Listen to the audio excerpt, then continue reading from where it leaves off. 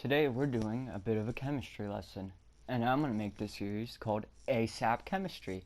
Fast and simple chemistry for nimwits who want to be organic chemists, just like me.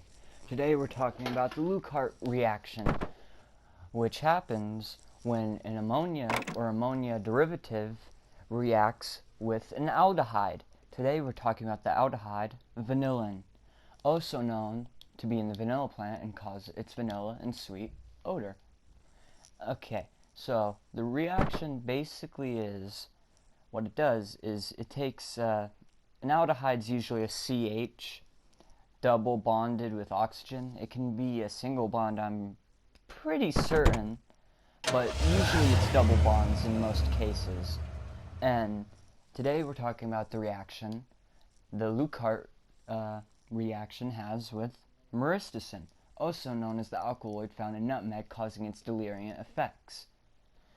So, when you choose myristicin for this, what it does is it converts the vanillin on the bottom chain, well, on the chain of the myristicin, it causes the vanillin in it to move, well, not move, but convert into NH2.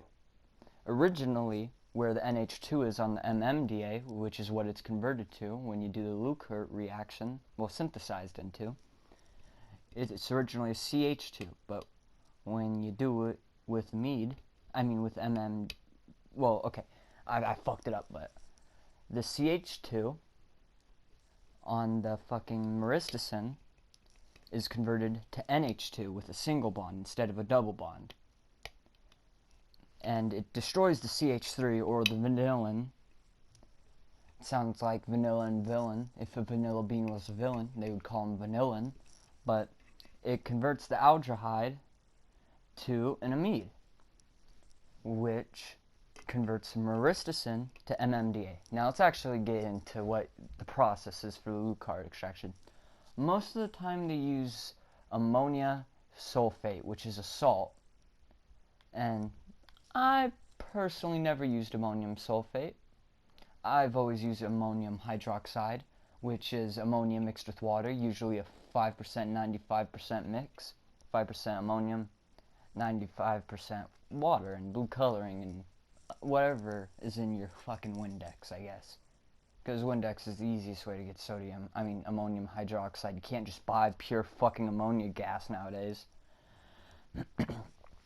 But what you do is you mix pure myristicin, which you can get from the nutmeg by doing an acetone extraction, which involves boiling extremely flammable and volatile, liquids, which is extremely dangerous and will leave harmful toxins inside of your laboratory, unless you have some sort of high-end filter, vacuum.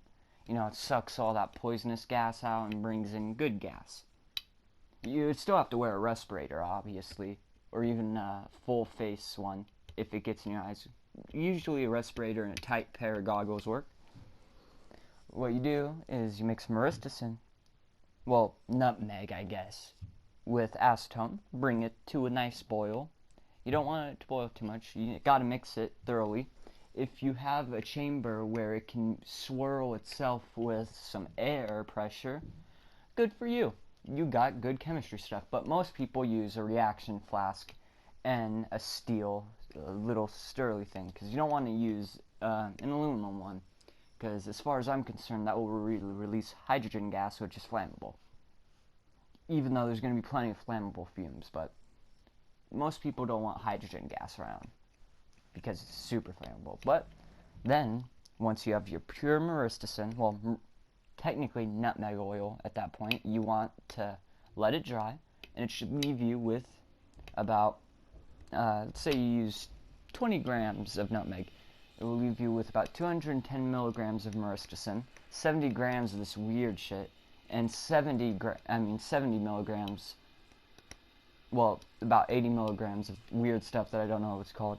And then about 60 to 70 milligrams of safrole, which is used to produce MDMA, not MMDA. MDMA, the one that's in Molly and ecstasy.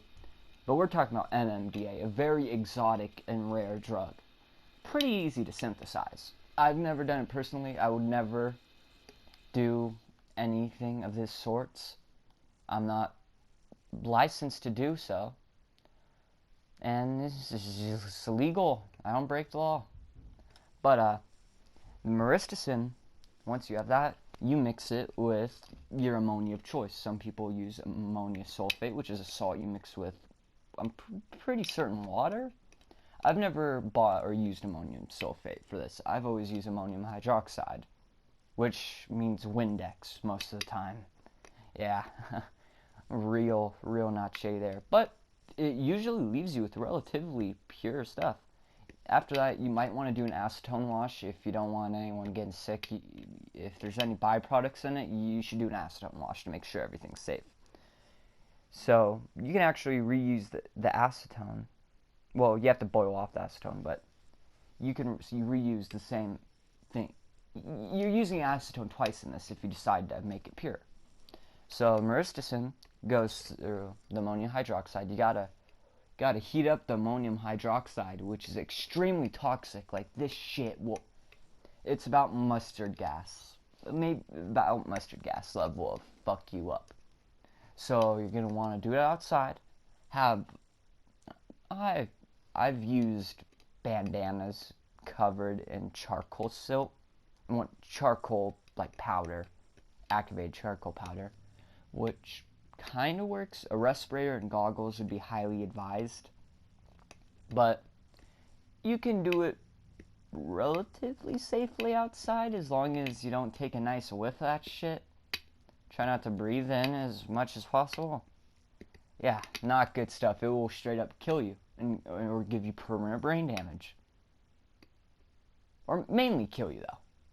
But what you're doing is you're bringing the myristicin ammonia solution to a boil, and the reaction starts to happen. Well, not to a boil, I'm not sure. It's more of a...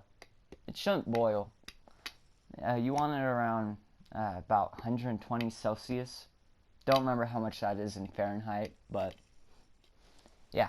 And what it does is it converts melon into the NH2 amide with a single bond instead of a CH2 with a double bond, and it destroys the CH3 vanillin thing completely, leaving you with MMDA instead of myristicin. MMDA is comparable to MDMA and MDA. They're kind of like a mix of the two. Like, if you were to take like 30 milligrams of MDA and 70 milligrams of MDMA, it's kind of what this would feel like. Close. It's very similar to MDMA and MDA. It's kind of similar to ketamine too, and not ketamine, gabapentin and pregabalin and DXM in a weird way. I'm not sure why it's not an MDA antagonist as far as I gotta make that sound clear. NMDA antagonist as far as I'm concerned, which those are usually inhalants like diethyl ether, heptane, ketamine, nitrous oxide, that are all NMDA agonists. But as far as I know, it's a non-toxic serotonin antagonist. It might also affect norepinephrine. It doesn't affect dopamine like MDMA does. Norepinephrine and 5-HCTL, I'm pretty sure it's what it's called, which might produce the slight psychedelic effects of MMDA. But that's ASAP chemistry. I'm not the best chemist in the world, so take this with a grain of salt. But as far as I'm concerned, that's correct. I'm pretty sure that's correct. If you have any flaws or anything... Oh, I forgot. During the reaction, you also might want to add pressure for the reaction can speed up. So a way of doing this is, say you got a reaction flask, one that can handle a lot of pressure, meaning it won't explode if you put a bunch of gas in it. You want to put a fucking aluminum foil over the top of it, which will produce hydrogen gas because of the ammonia or whatever, and it will add enough pressure to make the Leuckart reaction a little more effective. I'm pretty sure this is fairly accurate. if you have criticism or comments or anything else that could be added, I will take down the video and upload a new one with corrected info. But Leuckart reactions kinda obscure. The way I'm doing it is obscure because there's not a lot of info. Like I always go to the American Chemistry Society, and they don't have a lot of info on the vanillin derivative of the Leuckart reaction.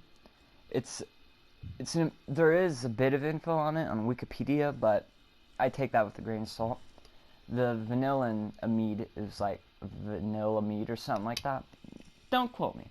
I'm pretty sure that one's wrong, but all I know is it converts the aldehyde vanillin into amide. It can also turn ketones into amides. Well, that was ASAP Chemistry from your local back alley chemist, signing out. Enjoy your... Well, don't do this at home. This follows all the guidelines. This is for documentary purposes. In no way I consume graphic drugs in this video. Blah, blah, blah, blah. So don't take me down, YouTube. And I will fight if you try to take me down. Can't get a lawyer, but I'll try. But that's ASAP Chemistry. Don't do this. Unless you have a death wish. Because you're learning chemistry from not a licensed person. Meaning, you might very well endanger your life doing this. So, and I am not responsible for anyone attempting this. This is for educational purposes only. Attempt at your own risk. It is illegal to attempt it in this certain matter since it's synthesizing a Schedule I drug in America. Canada, I believe it's not on any schedule. In the UK, I'm pretty sure it's B. I'm not quite sure what that means. I believe in Australia, it's not illegal either. MMDA is very obscure, very exotic. Almost no one knows what the fuck it is. There was this one guy who wrote the book, what is it, PSIC? It's some weird acronym or something with a bunch of capitals and lowercases, but he was a great fucking chemist.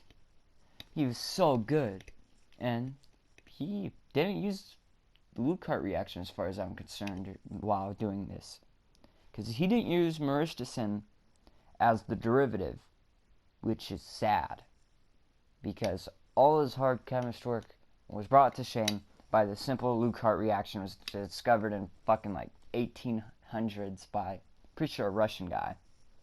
But praise Russian chemists. Oh, and Japanese and German chemists, and some American ones. But other than that, mainly those. Wherever Albert Hoffman's from, yeah, they're all great. But that's it. Signing out. A creepy back alley chemist. Don't do this. This is a science lesson. You could use this in science class.